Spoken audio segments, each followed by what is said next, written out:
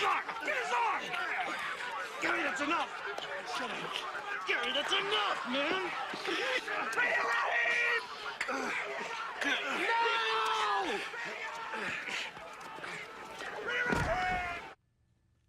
That's only a movie. We're at a precarious time in our nation's history. We're dating back perhaps to the late 50s and early 60s. We have never been at such a racial flashpoint in how people are being treated and mistreated by law enforcement as we are right now.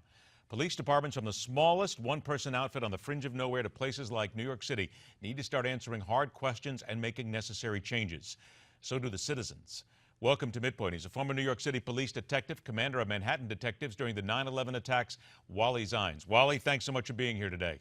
Thank you for having me. Wally, where do we go from here? Let's move this story forward here, because people are still asking a tremendous amount of questions here about so many officers were needed for one man who simply was not really resisting arrest for basically a penny ante crime. How do we move on from here?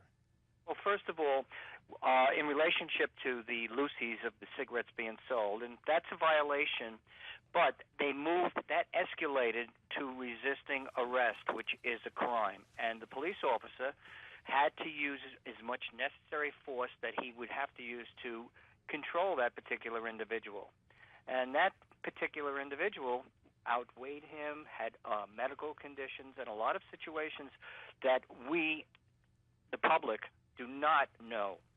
Let me do this, Wally. We're looking at the video right now. He resisted arrest. I understand what you're saying, but it wasn't as if he swung at the officers. He put his hands up. He didn't want to be arrested. And then we're looking now at several officers wrestling him to the ground. Is that really necessary? And I know this is going to be difficult from a legal perspective, but did he really resist arrest to deserve that kind of physical force?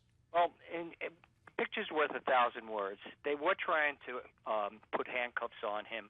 They were trying to put him in control, in their control, and they were having a hard time. But let me change that for 1 second. I do want to say one thing about last night with all the protests that took place in New York City. I have a lot of respect, not because I worked with NYPD, but the way they handled everything yesterday, last night, and the way they are handling this disorder control and the protesting that took place. Wally, I agree with you. They had it under control, and they were peaceful protests, which I think is exactly what we should be seeing across America. But where do we go from here now to put the black community back on par with the law enforcement community and create some sort of trust when it has been ingrained for decades that in the black community they're out to kill us and they're out to arrest us? Well, here's the first thing that I would do. We need, as a group, we need to have sensitivity training. We've had that in the police department in other areas. When I was on the job, we had sensitivity training dealing with the gay community in Greenwich Village. There was a lot of different opinions, and they brought us all in and had sensitivity training. And I use that word sensitivity training where today we need to have the police, the community, the media, and we also have to educate, bring in the educators, that we all are on the same page. Because what we have now is a seesaw where the up part is irrational, the bottom part is rational. We got to get that seesaw in the middle where everyone is rational and understanding the rules and procedures which took place. You know, sometimes there are two different civilizations. There's the cop civilization, and then there's the civilian civilization. We have to be able to put them both together where the civilians can speak fluent cop and the cops can speak fluent civilian. Wally, about 30 seconds I have left to what you spoke to here as well. Is it time also for the community to try and get some respect back and understand that they have a responsibility to try and work within the law and not antagonize situations? You have to, absolutely. You have to be constructive.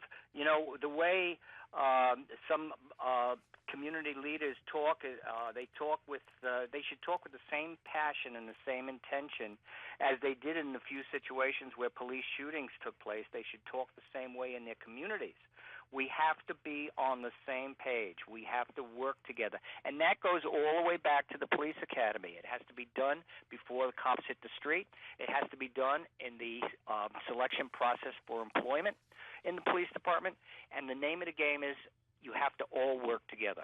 And that's simply well put. Wally Zeins, a pleasure to have you on the show again, my friend. If we don't speak before then, a happy holiday and a Merry Christmas to you and yours. Same to all you and all your listeners. All right, take care, Wally. Let's move this conversation forward to another aspect of what we saw in the Eric Garner case. A police sergeant who was standing by and watching, yet the police sergeant that did nothing. We'll talk about that and so much more when we continue right here on MidPoint.